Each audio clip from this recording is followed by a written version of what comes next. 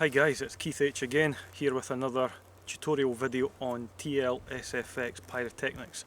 Now what you'll see over my right shoulder here, just coming into view there, is a new German 88 which is under development at the moment here at POW.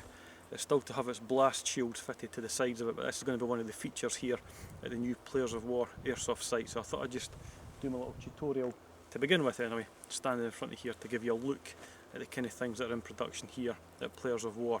So the purpose of this video today, as I said, is a tutorial on hand grenades, TLSFx pyrotechnics.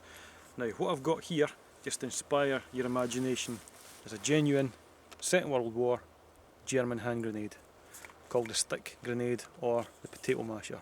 It's going to be an airsoft version of one of these that I'm going to be showing you.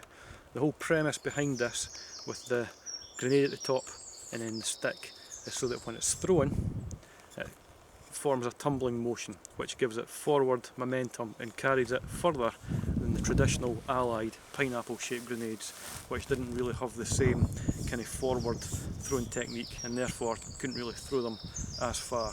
So how did these things work? The stick here, that was the handle, was hollow. The screw off top gave the German access to a piece of string with a ceramic toggle on the end, and it was pulling this sharply down the way that ignited the warhead and made the whole thing live, and it was then that you would throw it towards the enemy. So it's an airsoft version of these that we're going to be looking at just in a second. So the airsoft version created by TLSFx is here. So you'll notice it's the same kind of similar shape design, although when you compare the two side by side it's obviously considerably smaller, but you've got the same basic design. You've got the warhead or the grenade at the top, you've got the stick handle, and what we have at the bottom is the screw off base and the pull cord.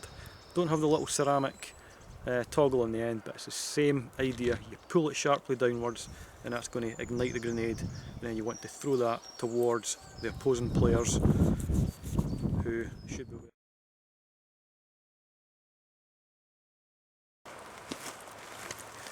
So here we go guys, TLSFx German stick grenade, commonly known as the potato masher among the Allied forces that met this thing on the battlefield. Let's take a closer look at it. So you'll notice that the grenade itself is green, and then you've got the brown handle representing the wood on the real article. Now if you wanted to, there'd be nothing preventing you from spray painting the actual warhead itself to be black, or if you were part of the Africa Corps and you wanted it to be a sandy colour, you could do that as well. It's not going to detract from the way the actual device is going to work. All it is an extra coating of paint.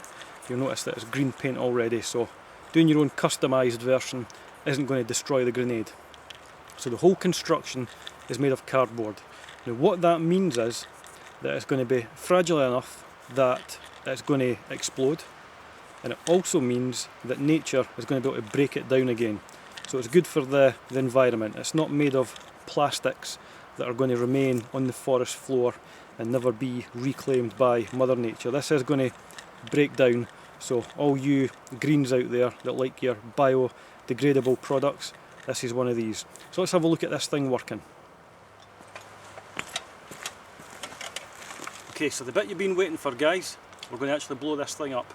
The hope is that the entire grenade element of the device is going to completely disintegrate, and thereby with the 5 metre kill radius that we have in the UK for pyrotechnics, it should spread some of its debris over that area.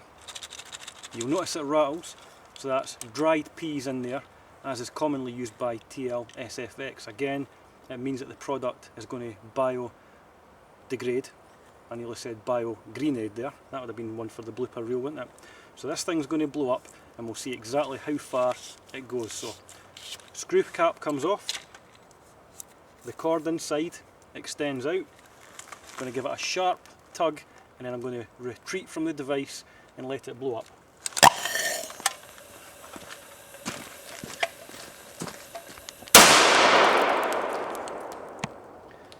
And there you have it. That was an absolutely beautiful explosion, very loud, A part of that actually came up and hit me on the tip of the nose, and I'm standing behind the camera at a distance of roughly about 4 meters away. So that means that the kill radius of this is certainly going to match what TLSFx have claimed in their literature about what their devices can do. So what you're looking at just now, I'll just zoom in for you.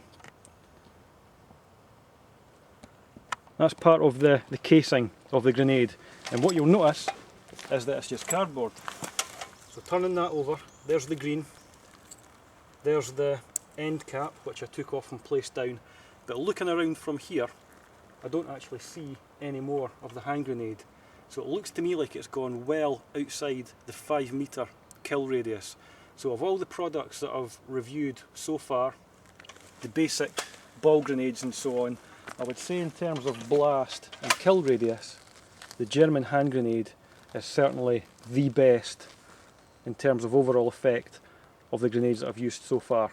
So thanks again for watching, guys, as usual. Well, there you have it, guys, another fantastic TLSFx product reviewed for you on video. Now the grenade itself, although half the size of the real deal German hand grenade, as I showed you just a few minutes ago, it's very, very effective. Very loud blast, so it's got a good report on it. And in terms of the kill radius, we generally have a 5 meter kill radius, which are the standard rules for pyrotechnics in the UK. So it certainly covers that ground anyway. It's not something that's going to go off, make a little pop, and then you're going to be unaware of it. If it lands beside you and goes off, then in gameplay you are dead, unless of course you're behind hard cover. But using that during gameplay, just going to use it like the guys would in real life. So if you've got your enemy emplacement that you're attacking, then grenade, ring pull, into the bunker, and then once it blows up and the enemy have got their heads down, a few killed, then